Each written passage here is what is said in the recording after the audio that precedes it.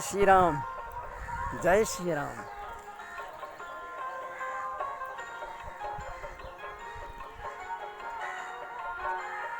आइए आपको बताता हूँ। आज की तारीख हो गया आपको 20 तारीख 7 महीना 2023। उसी प्रकार से आपको गते हो गया 4 महीना 2080। ठीक है, यह 22 पार्ट है, अर्थात 22वां पार्ट है, जो हमारे 17 नंबर को पार्ट से आपको चिन्ह को दिखाता हूँ। जो सरगम में चिन्ह लगते हैं वह चिन्ह को आपको मैं दिखाता हूँ, किस प्रकार से चिन्ह आपको लगते हैं, और जिस प्रकार से आपको चिन्ह लगते हैं उसी प्रकार से आपको मैं बताता हूँ। ठीक है, आइए 22 नंबर में आपको बुधा नंबर से आता हूँ, जो आपको 14 बुधा में आपको उलझा है। ठीक है, 14 बुधा में आइए आपको परिचय करवाता हूँ। जब कोष्ठ अर्थात जब कोई स्वर छोटे कोष्ठ में बंद हो तो पहले उसके बाद का एक स्वर, फिर वही स्वर, फिर उससे भी पहले का स्वर, और ध्यान दीजिएगा, और फिर वही स्वर,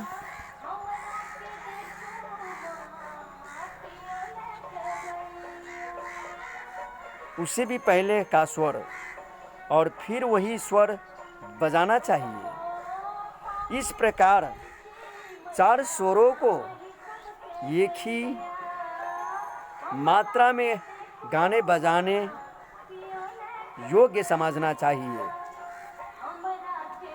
कहने का अर्थ आप बूझे गए होंगे। इसका अर्थ थोड़ा सा लंबा है, और विशेष करके इसमें आपको मैं बताता हूँ, जब किसी भी स्वर जो आप लेते हैं तो उसमें छोटे कोष्ठ में बंद हो, और जब कोई स्वर छोटे कोष्ठ में बंद हो तो पहले उसके बाद का एक स्वर, फिर वही स्वर, फिर उससे भी पहले का स्वर, और फिर वही स्वर बजाना चाहिए। इस प्रकार 4 स्वरों को एक ही मात्रा में गाने बजाने को योग्य समझना चाहिए। जैसे योग्य समझना चाहिए अर्थात योग्य होता है।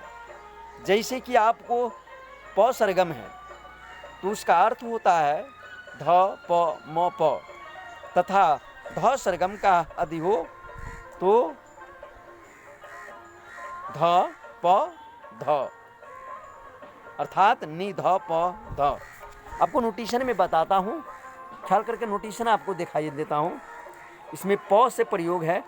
प का अर्थ होता है, जिसमें आपको दिया गया है ध प म प, दिया गया है ना, ध प म प, है ना, इसका हो गया।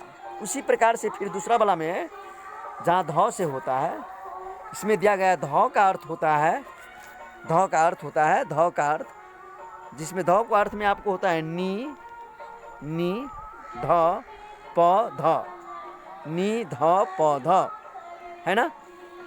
इस प्रकार से आपको यह चीज़ जो है आपको लेना पड़ता है, जिसमें आपको ध और प को संयुक्त में बताए गए हैं, और इसमें आपको जो मंत्रा है वह मंत्र किस प्रकार से आपको विशेषता में बताए उसी प्रकार से आपको लेना चाहिए। ठीक है, तो आपको हम चलते हैं लेकर आगे को, और जो 15 नंबर का बुधा है, तो 15 नंबर को बुधा के क्यों छोड़ा जाए। ठीक है, आइए आपको 15 नंबर में आता हूँ, और 15 नंबर में आपको लेना भी चाहिए। आइए मैं आपको बताता हूँ। ठीक है, ध्यान दीजिएगा, क्लासिकल म्यूजिक डिफिकल्ट होता है। आइए 15 नंबर में आपको बताते हैं स्वरों को हिलाने या जमजमा का चिन्ह निम्न प्रकार होता है, और वह चिन्ह आपको जमजमा कहलाते हैं। क्या कहलाते हैं? जमजमा कहलाते हैं। जैसे कि आपको वह चिन्ह इस प्रकार से होता है, चिन्ह ध्यान दीजिएगा, इक्वल टू है, और वह जो चिन्ह दिखाई दे रहा है वही चिन्ह होता है।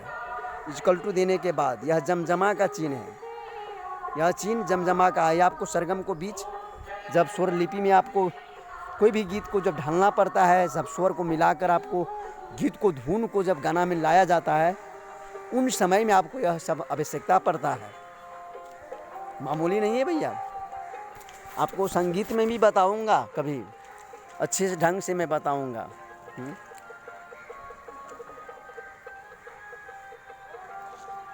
अच्छे ढंग से बताऊंगा मैं, ठीक है? अच्छे ढंग से मैं बताऊंगा, ठीक है? आइए दूसरा में आवे, दूसरा में आपको आइए, आपको 16 नंबर का बुदा है। 16 नंबर को बुदा में आप ध्यान दीजिएगा। इसमें कहा गया है, 16 नंबर का बुदा में है, यहाँ फूल का चिन्ह बना हुआ रहता है और वहाँ चुप रहना चाहिए। जहाँ इसे फूल का चिन्ह होवे वहाँ चुप रहना चाहिए। इस प्रकार से आपको वहाँ पर बताते हैं जो चुप रहना चाहिए, ठीक है? तो उसमें आपको जितने फूल बने हो उतना ही मात्रा तक आपको चुप रहना चाहिए। जैसे कि आपको एक फूल है, दो फूल है, तीन फूल है, एक फूल पर एक मात्राएं आपको रुकना चाहिए। इस प्रकार से आपको बताते हैं। जैसे आपको, जैसे मैं बताता हूँ, वह फूल का जो चिन्ह होता है, वह चिन्ह ऐसे प्रकार से रहता है। देख लीजिए, चिन्ह इस प्रकार से आपको चिन्ह रहता है। इसी प्रकार को चिन्ह आपको सरगम में रहता है और आपको समझना भी चाहिए इसी प्रकार से। हाँ, ठीक है। फूल को इसी प्रकार से आपको समझना चाहिए, ठीक है। फूल भेजा हूँ खत में मेरा, फूल नहीं मेरा दिल है, प्रीतम मुझको भूल न जाना। बस इस प्रकार से आपको शास्त्रीय संगीत का जो कहाव है, जो सुझाव है, मैंने आप तक रखें और आपको बुझाएं। आपको 17 नंबर को बुदा में आते हैं और ख्याल करके ध्यान दीजिएगा। 17 नंबर का बुदा में आपको 17 नंबर का बुदा है, जिस स्वर या बोल के नीचे गुणन को चिन्ह होवे उसको सम चिन्ह समझना चाहिए। आपको जहाँ पर गुणन जैसे चिन्ह होता है, जहाँ सरगम को स्वर लिपि बनती है, उस जगह पर आपको, उन ठाव में आपको विशेष करके सम कहा जाता है। वहाँ भी विलोम होता है सम पर। किसी भी गीत को आप उतार को ले जाइए, गाते चलिए, वहाँ पर विलोम हो गया, और विलोम जहाँ हो गया उन्हें सम कहा जाता है। सम कहा जाता है। मैं कभी आपको बताऊंगा कि सम किस प्रकार से होता है। जब नोटेशन के आपको जब ज़रूरत पड़ेंगे, जब सरगम पर आपको बजा पर जब हम बजाएंगे ना, तो दूसरा पार्ट बनेगा बाद आगे जाकर, तो उसमें मैं बताऊंगा कि किस प्रकार से आपको होता है, ठीक है। पहला आप यह समझें कि सम का जो चिन्ह होता है वो विशेष करके कैसे होते हैं। तो आइए सम को चिन्ह आपको बताता हूँ।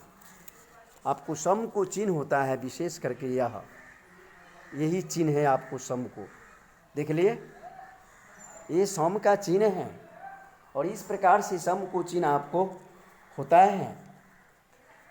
आपको सम में इस करके हरे राम हरे राम लिखा रहता है। ठीक है,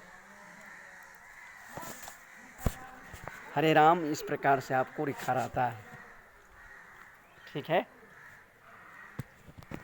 इसी प्रकार से आपको समझना चाहिए। जैसे हरे राम लिखा है ना, इसी प्रकार से आपको रहता है, लिखे रहते हैं। ये चैप्टर आपको यहीं पर एंड होता है।